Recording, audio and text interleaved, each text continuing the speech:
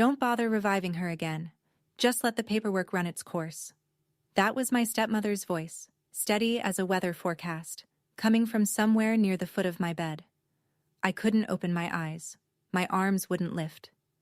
The ventilator pushed air into my lungs in a rhythm I hadn't asked for, and the room smelled like iodine and floor wax and something floral that didn't belong in an ICU. My sister's voice came next, lower. What about the husband? My stepmother didn't hesitate. Grant signed nothing. I have the directive. My fingers were curled against the sheet. I kept them still. Welcome back to Calm Drama Stories, where family secrets never stay buried for long.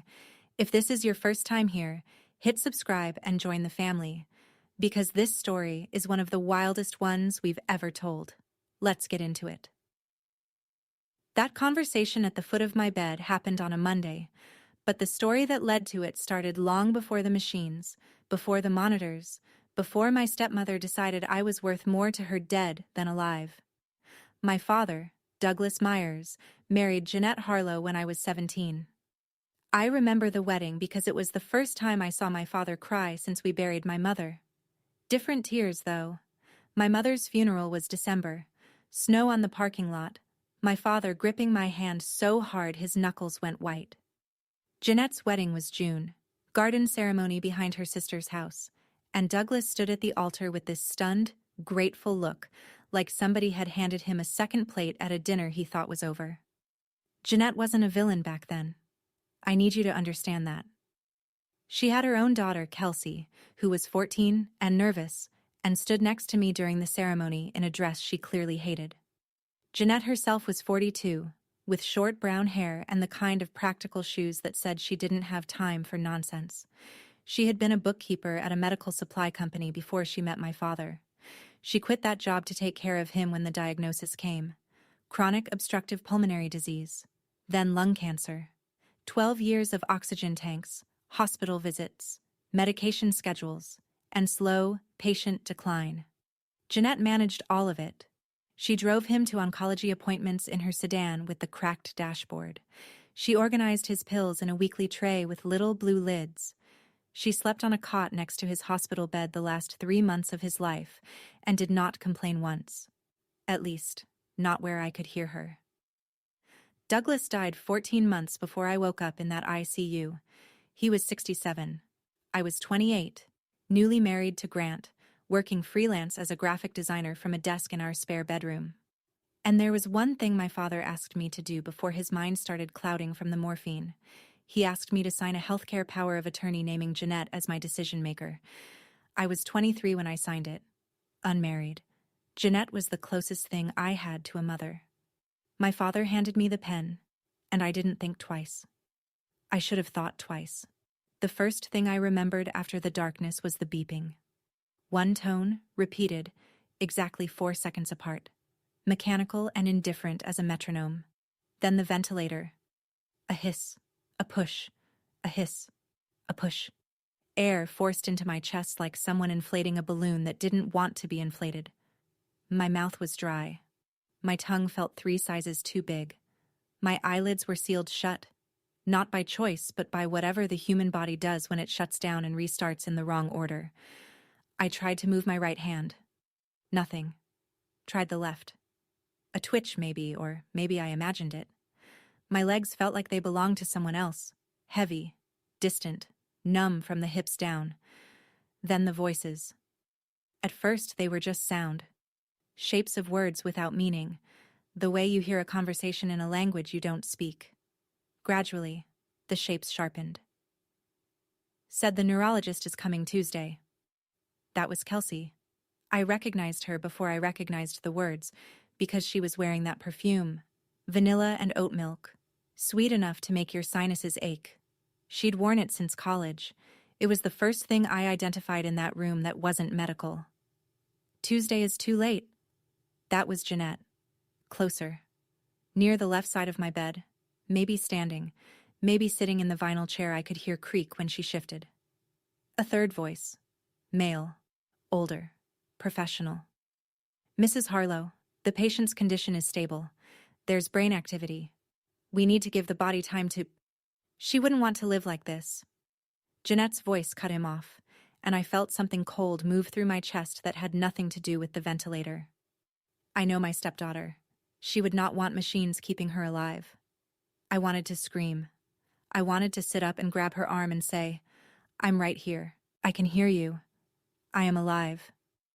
But my body stayed flat, sealed, silent. The muscles in my jaw wouldn't clench. My vocal cords wouldn't vibrate. I was locked inside myself, and the woman sitting next to me was trying to throw away the key. Kelsey's voice, near the window. "How long before they actually, you know?" Jeanette didn't pause. "There's a process. We just have to be patient." The manila folder came the next morning.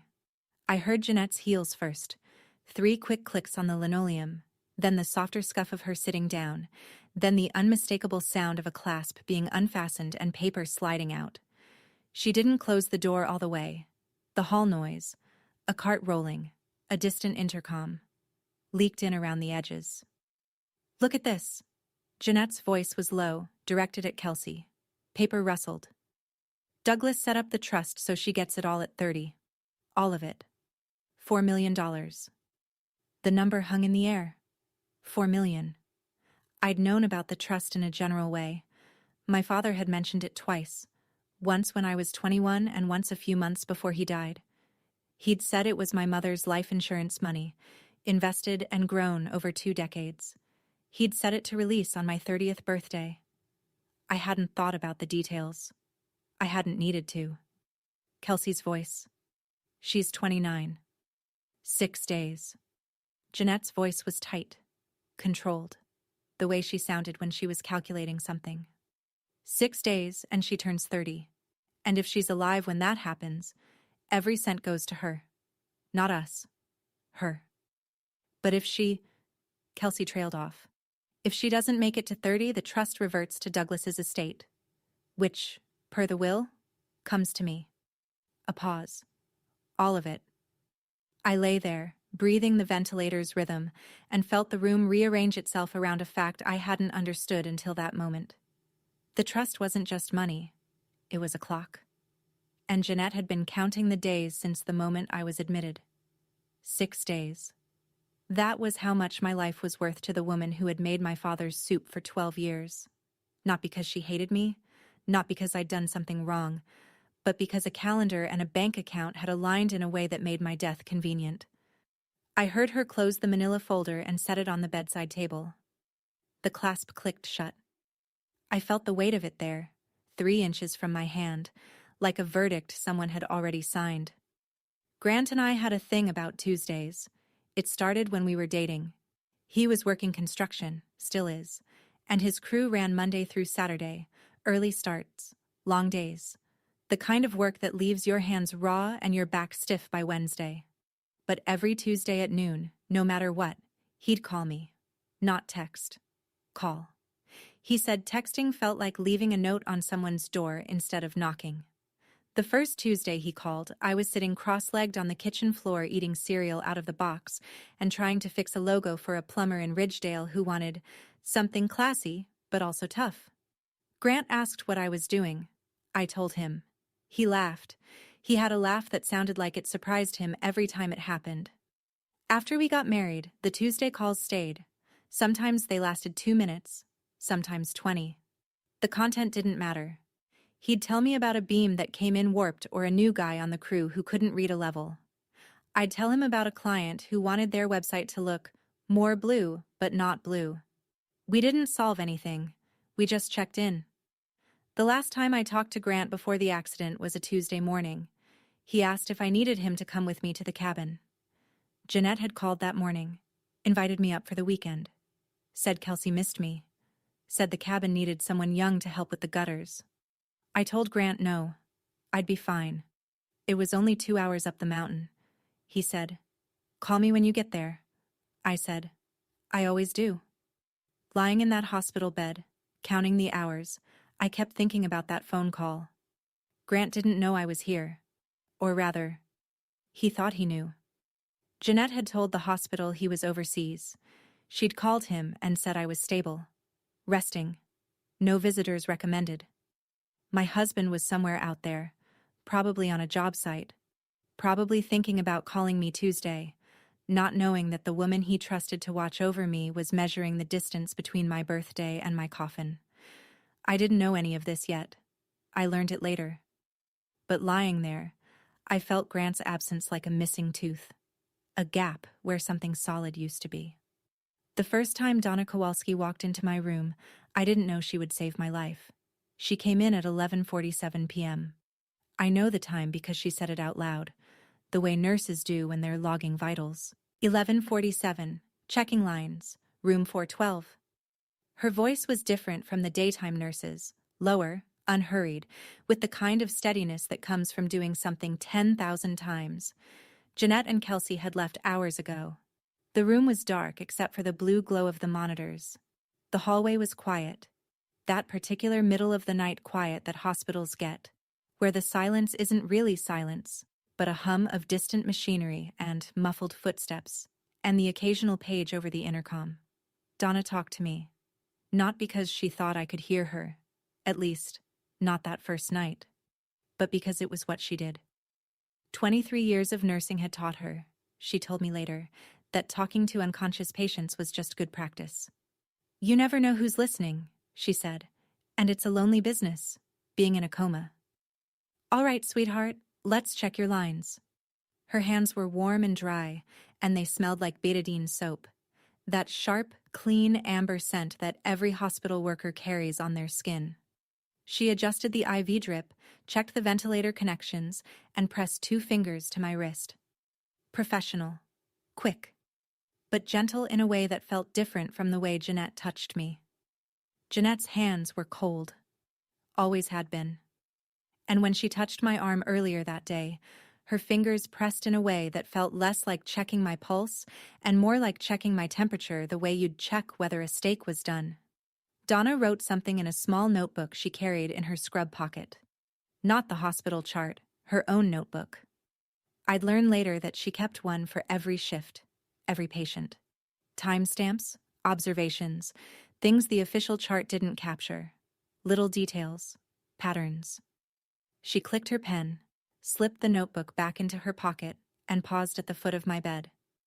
You hang in there, sweetheart, she said. Then she walked out, her sneakers squeaking softly on the linoleum, and I was alone again in the blue light. I didn't know it then, but that notebook would become the most important document in my life. Day 2. Jeanette and Kelsey came back at 9 in the morning. I'd been awake, truly awake, not just floating, for almost 30 hours. I'd learned the rhythms of the room, the shift change at 6, the breakfast cart at 7:30, the daytime nurse who hummed country music while she checked the IV bags. Jeanette pulled the vinyl chair closer to my bed. I heard the legs scrape the floor. Kelsey was somewhere near the window. I could tell by the angle of her voice and the faint scratch of her thumbnail against her phone case. They were quiet for a few minutes. Then Jeanette said, in a voice barely above a whisper, "The mechanic did exactly what I asked." My heart rate spiked. I felt it, a surge in my chest, fast and hot, like a fist clenching behind my ribs. The monitor beeped faster, 2 seconds between beeps instead of 4. Mom, Kelsey's voice was sharp. The machine. They both went silent. I forced my breathing slower, counted backward from 10 in my head. 1 Mississippi, 2 Mississippi. The beeping slowed, settled. Kelsey. That was weird. Jeanette. Machines do that. The nurse said it's normal. Kelsey waited a beat then. You said it was just the brakes failing. You told me the brakes failed on their own. They did fail. Jeanette's voice was flat. I just helped them fail. The mechanic loosened the line. It wasn't complicated. Mountain road, steep grade, no guardrail on the first curve. The car does the rest. I lay perfectly still. Sweat had started along the back of my neck, sliding down into the hospital gown, pooling against the pillow. My stepmother had sabotaged my brakes. She had sent me up that mountain road alone, knowing the fawn would give out on the first curve, knowing I'd go through the guardrail or off the shoulder or into the trees. She'd planned it. She'd paid someone, and she was telling her daughter about it 3 feet from my bed, in the same tone she used to describe a recipe. I helped them fail. 4 words. My stepmother had tried to kill me, and now she was sitting close enough for me to smell her lavender hand cream, planning to finish what she started. 41 hours earlier, I was watering a basil plant. It was Saturday morning, early, the sun just clearing the fence line. Grant had left for the job site at 5, a weekend pour that couldn't wait. And I was standing at the kitchen window in his old college sweatshirt, pouring half a cup of water into a terracotta pot that had been sitting on the sill since March. The basil was leggy. I'd been meaning to pinch it back for weeks. My phone rang at 7:15. Jeanette. She sounded cheerful, which should have been my first clue. Jeanette didn't do cheerful without a reason. Tori, honey, Kelsey's up at the cabin this weekend and she's just been saying how she misses you. The gutters need cleaning, and I thought, wouldn't it be nice if you came up? Just the girls. The cabin was 2 hours north, up past Tillman Ridge, on a road that twisted through the foothills like a ribbon somebody had dropped. My father had bought it before he married Jeanette, a 3-room A-frame with a tin roof and a porch that looked out over a valley full of nothing. I hadn't been up there since the funeral. I said yes. I shouldn't have. But Kelsey had texted me 3 days earlier, something about feeling disconnected from the family, and I was still carrying enough guilt about not visiting more to say yes to almost anything that sounded like mending. I left at 8. Grant's ringtone, that old country song my father used to play in his truck, went off as I was pulling onto the highway. He asked if I needed company. I said no. The first hour was fine. The second hour, the road narrowed and climbed. I noticed the brakes around mile marker 42. Not gone, just soft. The pedal sank deeper than it should have. I pumped it twice. It caught, then released. The steering wheel shook in my hands. The guardrail came at me like a silver wall. I remember the sound. A grinding shriek, metal on metal. And then I remember the steering wheel spinning loose and the windshield going white, and a thought, clear and calm and completely ridiculous. I didn't water my basil plant this morning. Then nothing. Nothing for 3 days. Back in the ICU. Day 2. Late morning. Jeanette was on the phone in the hallway, and the door was open about 4 inches. Enough for her voice to carry. Yes.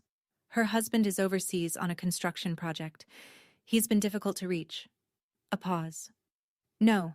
I'm her designated decision-maker. I have the healthcare directive right here. I heard the daytime nurse murmur something agreeable. Then Jeanette. I'd prefer if we limited visitors. The doctors say stimulation could set back her recovery. No calls to the room, no outside visitors without my approval. The nurse, young from the sound of her voice, probably new to the floor, said, Of course, Mrs. Harlow. We'll note it in the chart. Grant wasn't overseas. Grant was 40 minutes away, on a construction site in Barlow County, probably eating a sandwich from the gas station on Route 11 and checking his phone for a text from me that wasn't coming.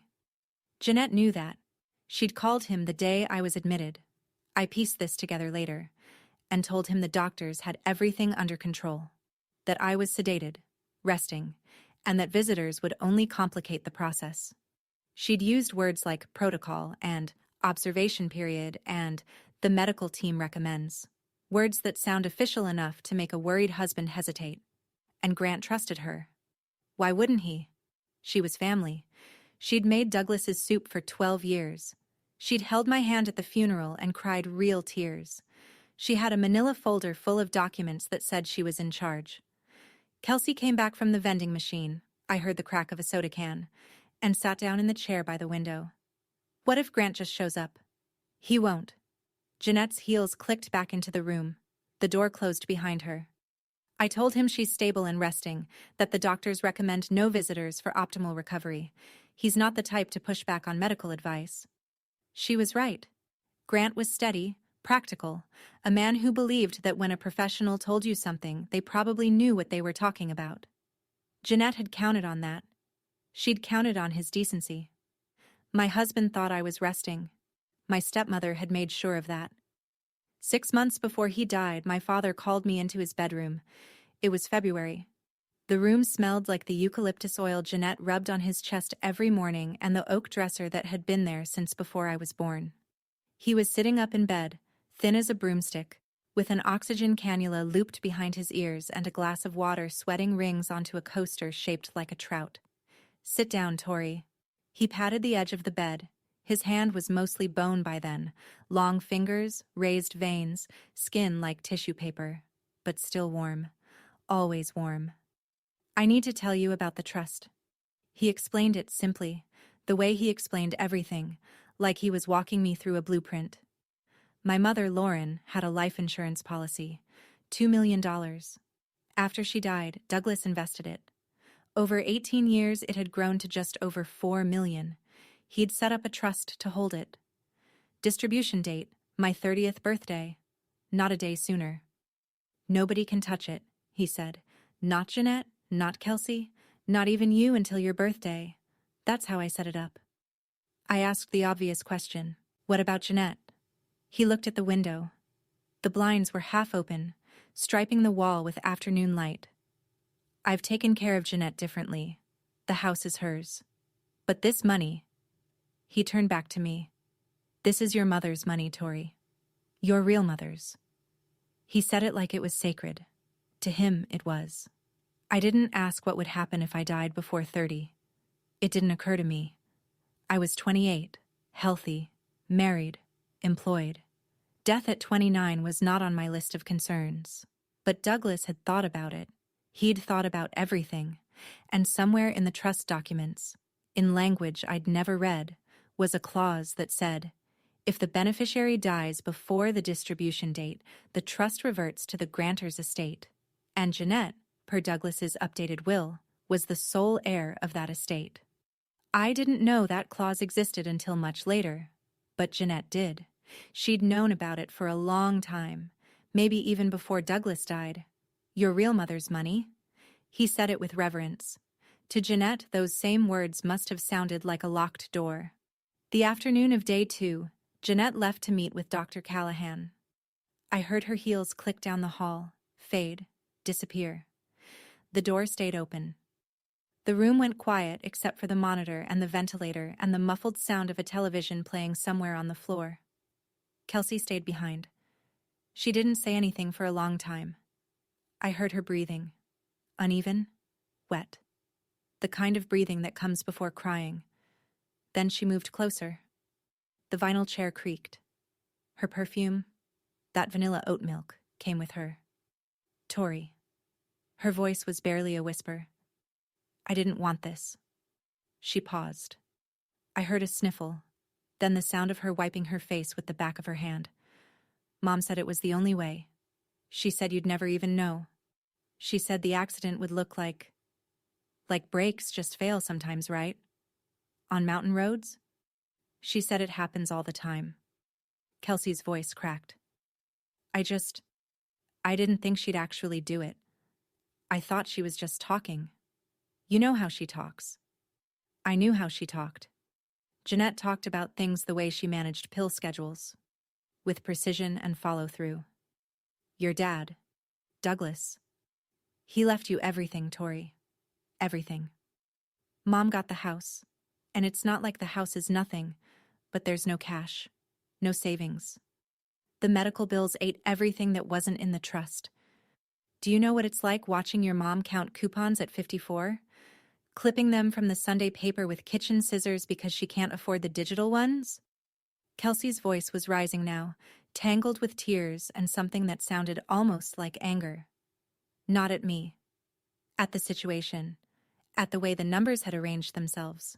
"I owe $87,000 in student loans. I have a business degree I can't use because nobody's hiring and my boyfriend left last month, and I'm 26 and I live with my mother in a dead man's house." She exhaled hard. "I'm sorry, Tori. I really am."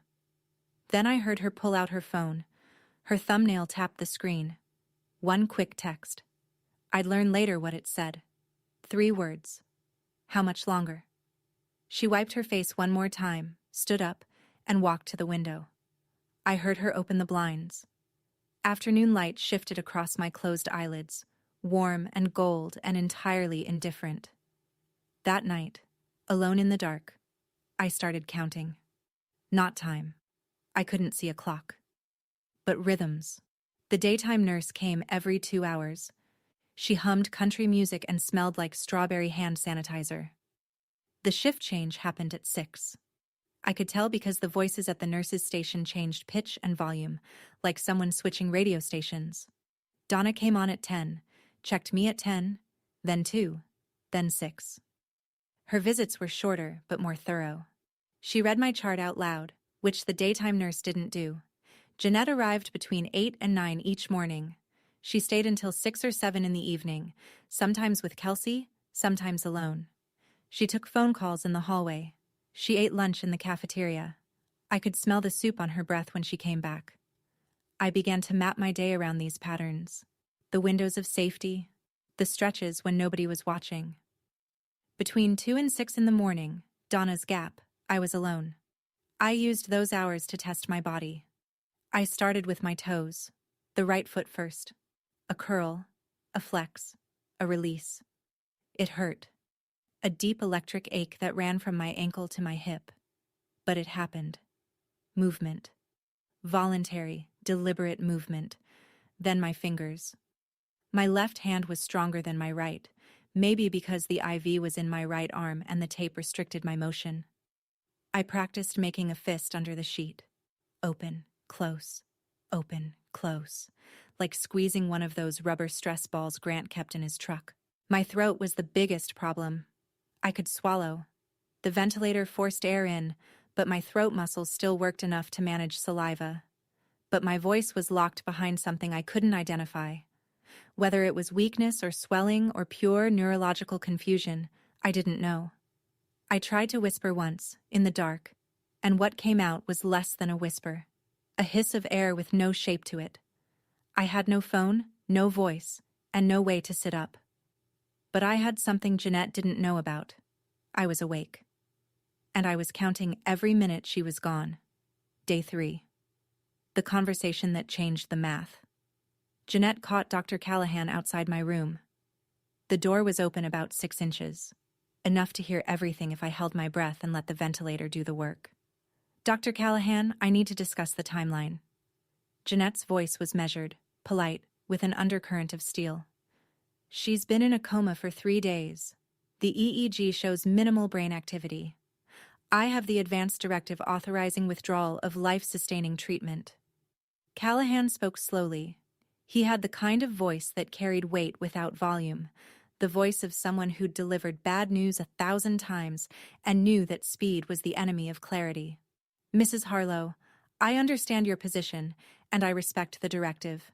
But hospital protocol requires 72 additional hours of observation before we can proceed with withdrawal of life support. This gives us time to... 72 hours? Jeanette's composure slipped for half a second. That's almost past her. Silence. I felt the pause in my chest. Past her what, Mrs. Harlow? A beat. 2 beats. Past what I can handle emotionally. I've been here every day. I need closure. Callahan didn't buy it. I could hear it in the way he paused before responding. Not long enough to be rude, but long enough to be deliberate. 72 hours is standard, ma'am.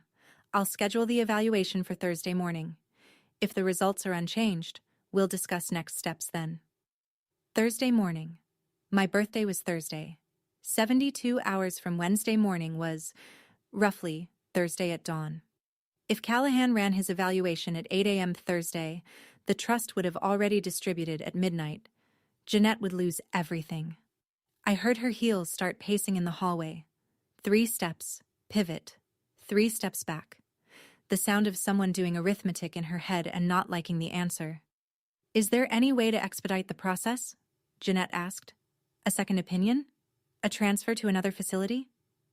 You're welcome to seek a second opinion, Mrs. Harlow, but a transfer would reset the observation clock. The pacing stopped. I heard her exhale. Sharp. Controlled. The kind of exhale you make when you're swallowing a scream. 72 hours. I didn't know if that was enough time, but it was all I had. Night 3. 9:15 p.m. The hallway was quiet. Past visiting hours. but Jeanette had used the healthcare directive to get after-hours access. She and Kelsey came in together. I smelled Jeanette's lavender hand cream before I heard the chair legs scrape. They whispered. Not out of concern for me. They thought I was as responsive as the mattress I was lying on, but out of habit. When you're planning something criminal, your voice drops whether anyone can hear you or not. I called Reinhardt this afternoon, Jeanette said. He says we can file for an emergency court order to override the 72-hour protocol. Compassionate withdrawal. A judge can sign off by Thursday morning. Thursday morning is her birthday, Mom. Kelsey's voice was tight. I know. That's why I need the order signed by Wednesday night. If we can get a judge to authorize withdrawal Wednesday evening, the hospital has to comply. She'll be gone before midnight. If you've ever had to lie still while someone planned your death 3 feet from your face, I can tell you this. Your body wants to scream. Every muscle, every nerve, every fiber that evolution spent 1,000,000 years building, all of it screaming move, fight, run. But the part of your brain that kept our ancestors alive in the tall grass, the part that knows sometimes the only way to survive is to play dead, that part says, don't. Move. I didn't move. Kelsey. What if she wakes up before then? She won't. The doctor said brain activity is minimal. She's gone, Kelsey. We're just making it official. She's gone. We're just making it official. My stepmother was writing my eulogy while I counted the seconds between her breaths. Peppermint tea. That's what her breath smelled like that night. She'd had peppermint tea in the cafeteria, and she was sitting close enough for me to feel the warmth of each exhale on the back of my hand. I had a deadline now. Wednesday night. Less than 36 hours. If I couldn't find a way to get word out before Jeanette got that court order, she'd have legal authority to end my life with a judge's signature and a doctor's nod. I clenched my fist under the sheet. Just once. Then I opened it. And I waited for Donna. I know what you're thinking right now. Why didn't I just open my eyes and scream? Why didn't I move? If you've ever been trapped in a body that won't listen, you already know the answer. Your muscles don't cooperate. Your voice hides behind a wall you can't break through. But here's what I need you to know. I was fighting. The only way I could. If this story is hitting close to home for you, drop a comment below. And if you haven't already, hit subscribe. Because what happens next is going to change everything. 2:14 a.m., Donna's second check of the night. The room was dark. The monitors cast that blue-green glow that made everything look underwater. Donna came in quietly, she always did. But tonight she moved slower than usual.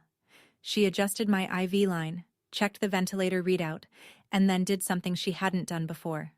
She lifted my left hand to check the pulse point at my wrist. My finger twitched. It wasn't planned. It wasn't strategic. My body just did it. A spasm. A flutter. The smallest contraction of a muscle in my index finger.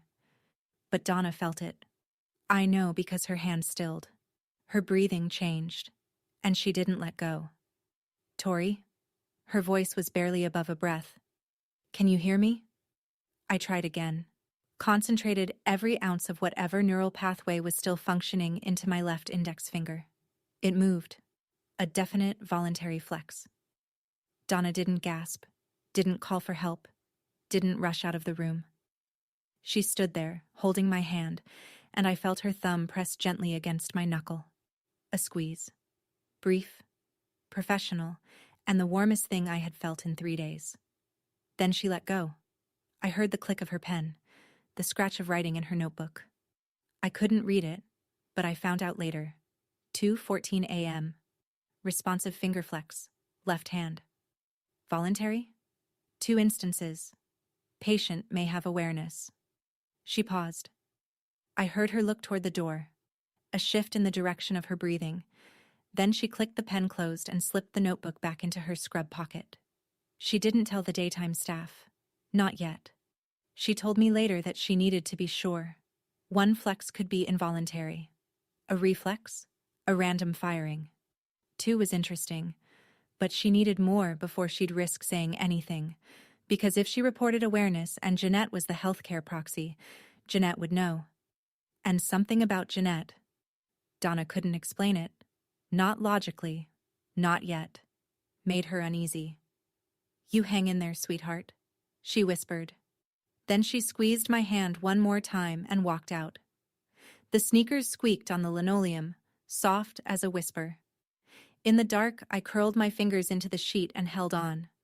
The next night, night 4, Donna came back at 10. She closed the door all the way this time. I heard the latch click. "Tori." Her voice was quiet but direct. No warmth this time, just clarity. "I'm going to ask you some questions. If you can hear me, squeeze my finger once." She placed her index finger in my left palm. I squeezed. One deliberate contraction. "Good." Twice for no. Silence. Then, "Are you in pain?"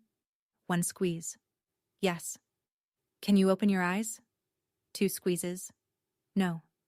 "Is there someone you want me to call?" One squeeze. Immediate. Hard. "Your husband? Grant?" One squeeze. "Is his number in your phone?" 2 squeezes. My phone was gone. Jeanette had taken it from the wreckage, or from my bag. I didn't know where it was, but I knew it wasn't in this room. Donna was quiet for a moment. I heard her breathing. Steady. Deliberate. The kind of breathing you do when you're making a decision. "Listen to me carefully." She leaned closer. Her voice dropped to barely audible. "I've been a nurse for 23 years. I've seen a lot of families come through these doors. Most of them are scared and sad and doing the best they can. But some of them..." She paused. "I don't know your stepmother, but whoever told us your husband is overseas? I don't think that's true. The way she talks about your treatment, the urgency about withdrawal, something doesn't sit right." I squeezed her finger again. Hard. As hard as my weakened hand could manage. "I'm going to find your husband. I'll use your old records. You were here 2 years ago for a wrist sprain, and there should be an emergency contact on file. I'll call him tomorrow." She paused again. "But you need to do something for me. You need to stay still. Don't let anyone know you're conscious. Not the day nurses, not Dr. Callahan, not anyone who might mention it to your stepmother. Can you do that?" One squeeze. "Don't let anyone know." 4 words. But this time, they were on my side. She patted my hand, stood up, and opened the door. The hallway light cut a thin rectangle across the floor. Then she was gone, and I was alone again. And for the first time in 4 days, I felt something other than fear. I felt like somebody knew. Wednesday morning, day 5, the day before my birthday. Jeanette arrived at 7, earlier than usual. I heard her before she reached my room, talking on the phone in the hallway, her voice clipped and businesslike. The Jeanette she showed the nurses was soft, grief-stricken, a devoted stepmother struggling with an impossible decision. The Jeanette on the phone was someone else entirely.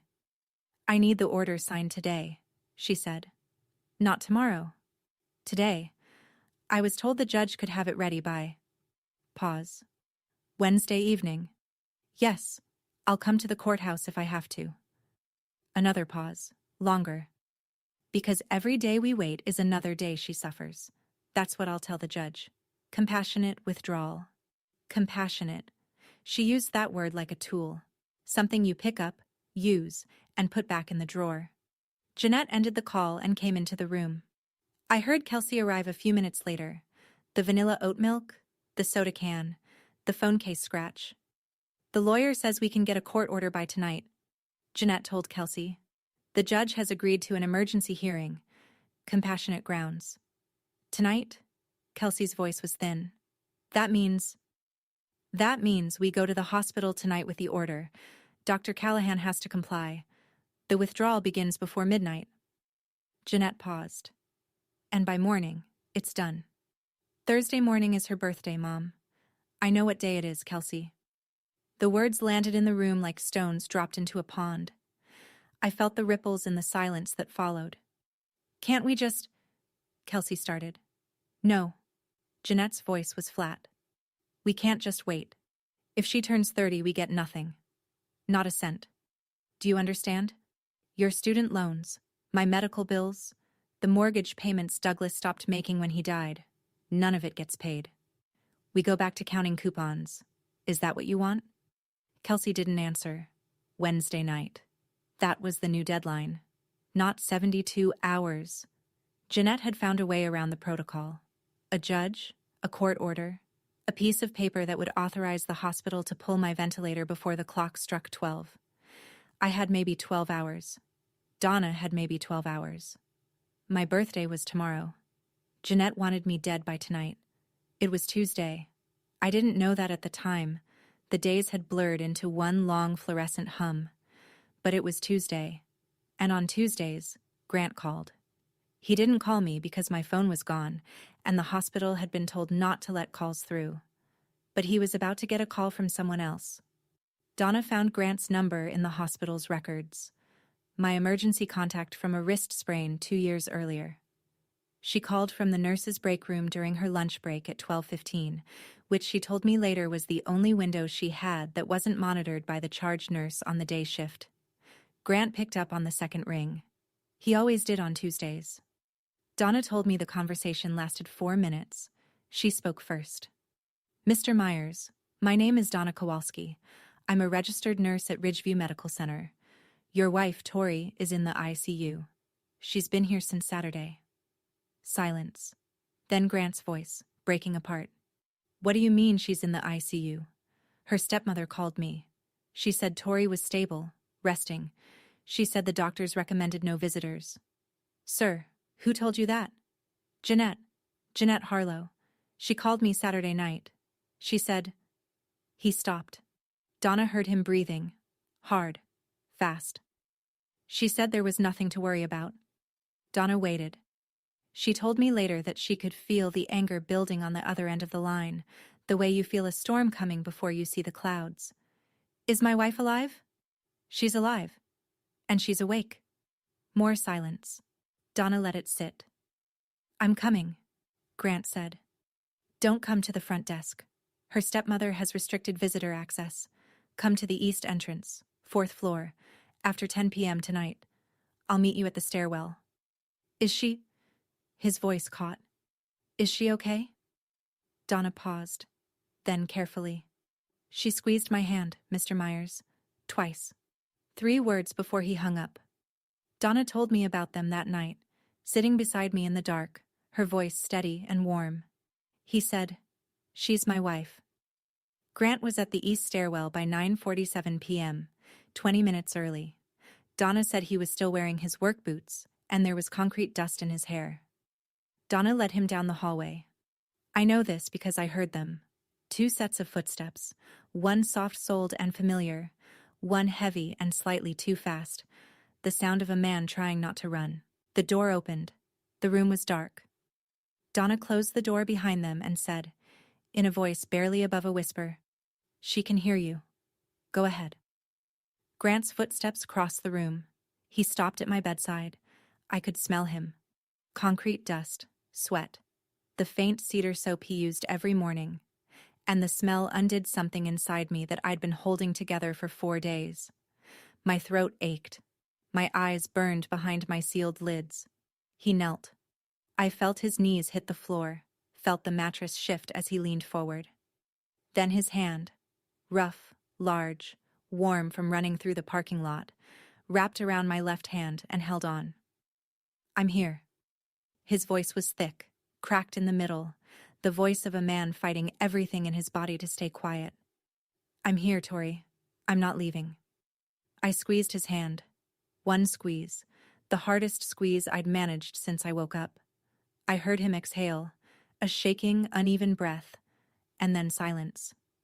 The kind of silence that happens when someone is crying without making a sound, shoulders trembling, jaw clenched, tears falling on hospital sheets. Donna gave him a minute.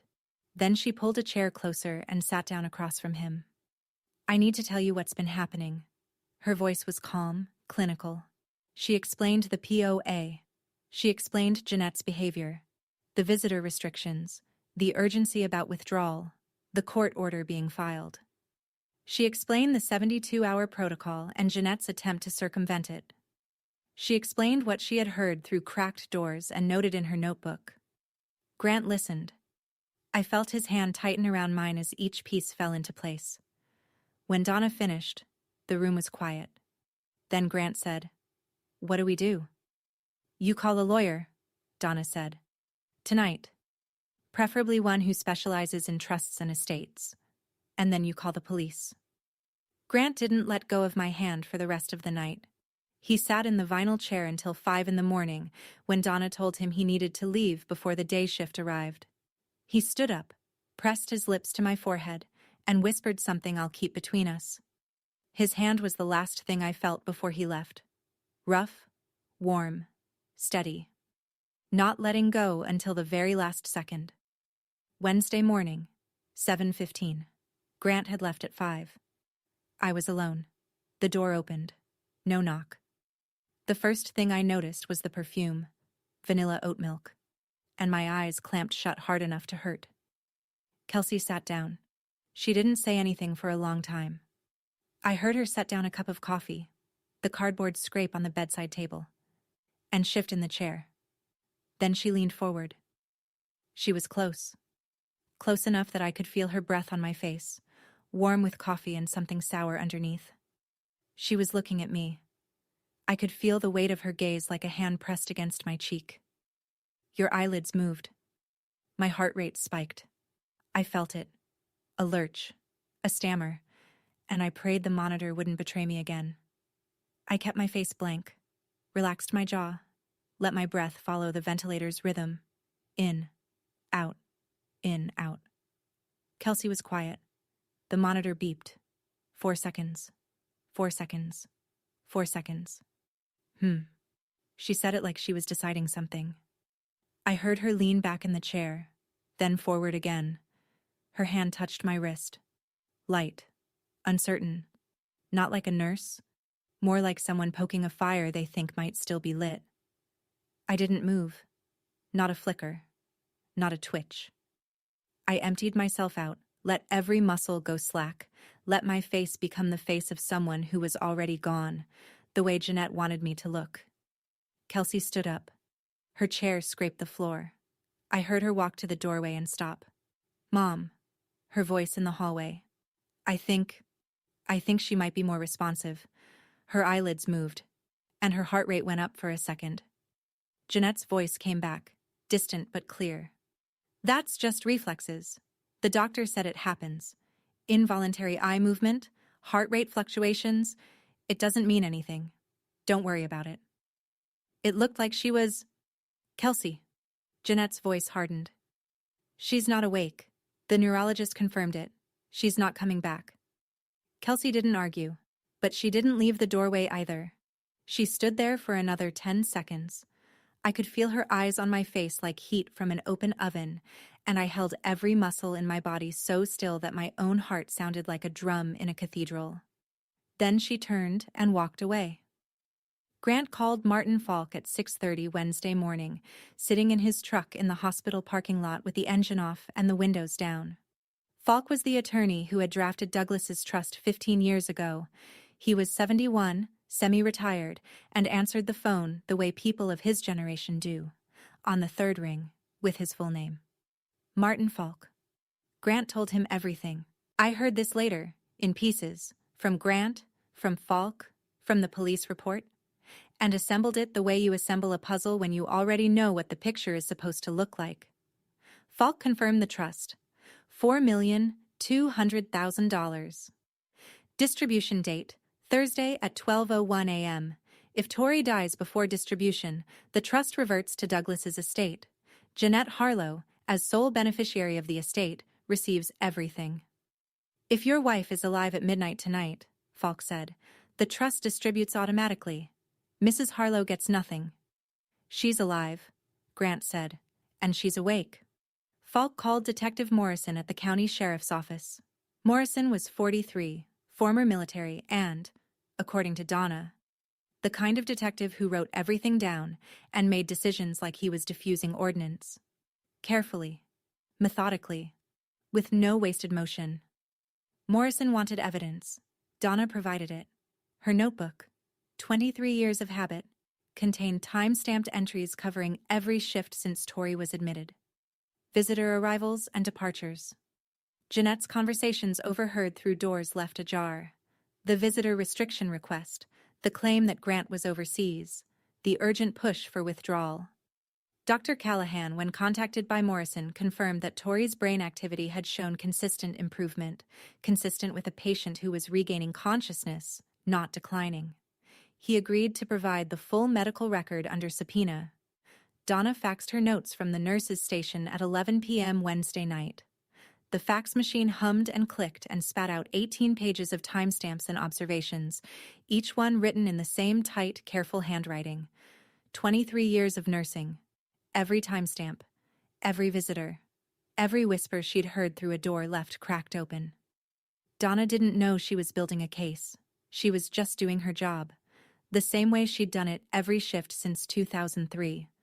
The same way she'd done it when nobody was watching. The manila folder. The one Jeanette had carried into my room on day one. The one she'd set on my bedside table with that decisive clasp click. Detective Morrison obtained a copy of the healthcare directive Jeanette had provided to the hospital. He also obtained the original document from Douglas's estate attorney, the version filed 3 years earlier when I was 23 and unmarried and signing papers I barely read. They didn't match.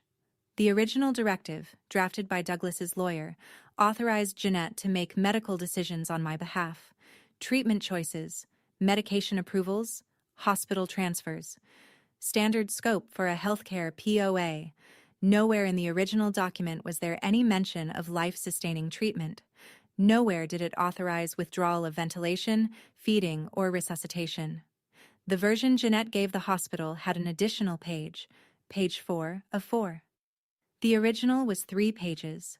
This 4th page contained a specific clause authorizing the healthcare agent to direct the withdrawal of life-sustaining measures, including mechanical ventilation, in the event the patient is determined to be in a persistent vegetative state. My signature was at the bottom, except it wasn't my signature. Morrison's forensic analyst identified it as a scanned copy of my signature from the original document, digitally placed onto the forged page. The resolution was good enough to fool a hospital administrator checking paperwork at intake. But under magnification, the ink density was uniform in a way that a pen-on-paper signature never is. Jeanette had added a page that gave herself permission to kill me and signed it with my own face. Morrison called Grant at 11:30 Wednesday night. "We have enough," he said. "Attempted murder, the brake tampering, conspiracy to commit murder, the plan to withdraw life support, forgery, the altered directive. We can arrest her in the morning." "Morning." Grant's voice was sharp. "She's filed for a court order. It won't be granted. I've contacted the judge's clerk. But if we arrest her tonight, we tip our hand, and we lose the ability to document the court order attempt as additional evidence." Grant didn't like it, but he understood it. The same way he understood construction. You don't pour concrete until the forms are set. The manila folder that was supposed to end my life became the first piece of evidence that would end Jeanette's. Thursday morning, my 30th birthday, 8 a.m. Jeanette and Kelsey arrived together. I heard Jeanette's heels, confident, brisk, and Kelsey's softer steps trailing behind. Jeanette was carrying papers. I heard them rustling in her hand. "We need to speak with Dr. Callahan," Jeanette told the nurse at the station. "I have a court order authorizing—" The door to room 412 opened, but it wasn't Dr. Callahan who walked in first. It was a man in a dark jacket who said calmly and clearly, "Jeanette Harlow?" "Yes? Who are—" "Detective Morrison, County Sheriff's Office. Kelsey Harlow, are you present as well?" "Yes, I'm right here. What is this about?" Kelsey's voice was a full octave higher than normal. "Jeanette Harlow and Kelsey Harlow, you're under arrest for attempted murder, conspiracy to commit murder, and fraud." The room went silent. Not hospital quiet. Silent. The kind of silence that swallows sound. "This is absurd." Jeanette's voice was tight, controlled, but I could hear the edges fraying. "She's in a coma. You can't possibly—" I opened my eyes. The light hit me like a wall. White, fluorescent, blinding after 5 days of darkness. I blinked. Once. Twice. The room swam. Shapes resolved. The blue monitors. The IV stand. The window with morning light pouring through curtains nobody had bothered to close. And Jeanette, standing at the foot of my bed, manila folder in one hand, court order in the other, mouth open, no sound coming out. I looked at her. I didn't speak. I didn't need to. 5 days of silence, and everything I had to say was in my eyes. Behind her, 2 officers in uniform stepped forward. One of them read the Miranda rights. Jeanette stood perfectly still, like someone who'd been hit but hadn't felt it yet. Kelsey collapsed into the vinyl chair and put her face in her hands and sobbed. Loud, messy, gulping sobs that shook the entire chair. Grant appeared in the doorway. He was wearing the same work boots from Tuesday night. Concrete dust still in the cuffs. Donna stood beside him, technically off shift, still in yesterday's scrubs. Dr. Callahan came last, his expression the careful blank of a man who'd just learned what his patient's family had really been planning. Jeanette looked at me. I looked at her. Neither of us blinked. Then they led her out of room 412, and the morning light stayed exactly where it was. 2 hours later, a man I'd never met walked into my room carrying a leather briefcase and a birthday card. Martin Falk was 71 years old, thin, with wire-rimmed glasses and the posture of someone who had spent 5 decades reading documents. He set the briefcase on the rolling table, opened it with 2 precise clicks, and pulled out a folder, not manila, white, with a blue tab marked Myers Trust. "Happy birthday, Tori." He said it without sentimentality, the way a notary stamps a document, a fact, not a greeting. Grant was in the chair beside me, his hand wrapped around mine the way it had been since the police left. Donna was by the door. She'd refused to leave until Falk arrived, even though her shift had ended 9 hours ago. "As of 12:01 a.m. this morning," Falk said, adjusting his glasses and reading from the trust instrument. "The Douglas R. Myers Irrevocable Trust has fully vested in the sole beneficiary, Tori Lauren Myers.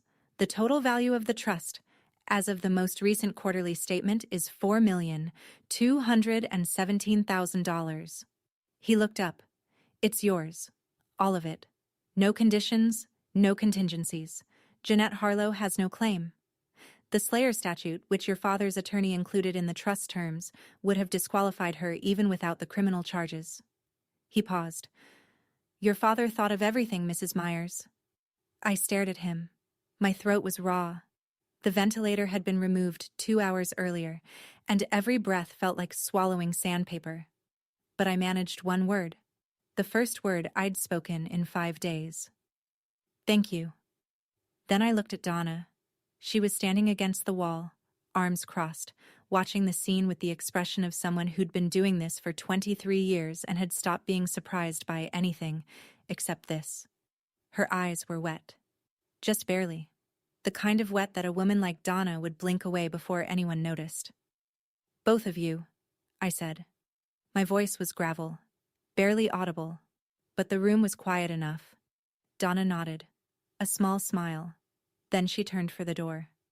"For the record," she said over her shoulder, "your vitals were never as flat as they told me." Her sneakers squeaked down the hallway until the sound disappeared, and I held Grant's hand and watched the morning light move across the ceiling of room 412, and thought, I'm 30. The recovery took longer than the crisis. 3 weeks in the hospital, 2 months of physical therapy at a clinic on Magnolia Street, where the waiting room always smelled like lemon disinfectant, and someone had taped motivational posters to every available wall surface. My legs came back first, shaky, unreliable, like learning to walk on a boat. My voice took longer. The vocal cords had been strained by the ventilator tube, and for weeks I sounded like I'd gargled gravel. Grant said he didn't mind. He said he'd listen to me read the phone book if it meant I was talking. Jeanette's case moved through the system the way these things do. Slowly, methodically, with a lot of paperwork. The charges were severe. Attempted murder, based on the brake tampering. The mechanic she'd hired folded within 48 hours of questioning. Conspiracy to commit murder, based on the documented plan to withdraw life support before the trust distribution. Forgery, for the altered healthcare directive. The forensic analysis of the document was definitive. Jeanette's bail was denied. The judge cited flight risk and severity of the charges. Kelsey took a plea deal. Conspiracy to commit fraud. Accessory after the fact. Her attorney argued she was under her mother's influence, which was partially true and partially convenient. She cooperated fully, provided text messages, confirmed the timeline, testified about conversations I'd already heard from my hospital bed. The judge gave her 3 to 5 years. She wrote me a letter from county detention. It was 4 pages long, handwritten, on yellow legal pad paper. She apologized. She explained. She asked if I could ever forgive her. She talked about her student loans and her mother's medical bills, and the feeling of watching Douglas's money go to someone else while they counted coupons. I read it. Every word. I didn't write back. Not because I was angry, though I was, for a long time, but because some relationships can't be repaired with a letter any more than a car can be fixed with an apology. The damage was structural. You don't tape a cracked axle. The house Douglas left Jeanette was subject to forfeiture proceedings once the conviction went through. The court determined the bequest was made under conditions that preceded the criminal conspiracy. I sold it and added the proceeds to my trust. My mother's money, my father's house. All of it finally where it was supposed to be. Some bridges don't need to be burned, they just need to stay exactly where they are, with nobody crossing them. 6 months later, I was sitting at my desk. The spare bedroom was still the spare bedroom. Same desk, same window, same view of the backyard. But it felt different now. I'd repainted the walls. Pale green, like sage. Grant said it looked like a doctor's office. I told him it looked like a room where someone was still alive to pick paint colors. The graphic design project on my screen was for a bakery in Cooperton. They wanted a logo. Something warm. Something with flour on it. I was on my 3rd draft, and none of them felt right. But I wasn't frustrated. I was just working. Working felt like breathing. Ordinary, automatic, and entirely precious. My phone rang at noon. Tuesday. Grant's number. Hey. His voice was calm, steady, the voice of a man calling from a lunch break at a construction site with sawdust on his sleeves. How's the logo? Flowery. He laughed. That laugh. The one that still surprised him every time it came out. Want me to bring home anything? Just you. Deal. I hung up and looked out the window. On the kitchen sill, where it had always been, the basil plant sat in its terracotta pot. I'd repotted it in August, after the old pot cracked during a heat wave. The new pot was slightly larger. Room to grow. The basil had taken to it immediately, the way living things do when you give them a little more space. I thought about that Saturday morning, the last normal morning, the one before the mountain road and the failing brakes and the 5 longest days of my life. I'd been standing at this window pouring half a cup of water into that pot, and my biggest concern was whether to pinch back the leggy stems. Then Jeanette called, and I said yes. I got up from the desk and walked to the kitchen. Cut 3 leaves from the basil with a pair of scissors. Set them on the cutting board for tonight's dinner. The leaves were bright green, almost translucent in the afternoon light. The color of something that had survived a drought and come back thicker. The basil was growing. So was I. 1 year later, I went back to the hospital. Not as a patient. I walked through the east entrance, the same one Grant had used that Tuesday night, and took the elevator to the 4th floor. The hallway was the same. The linoleum, the muffled intercom, the particular hum of machines behind closed doors. It was 10 p.m. Donna's shift. I waited by the stairwell. I was holding a box. White, rectangular, tied with a simple ribbon. Inside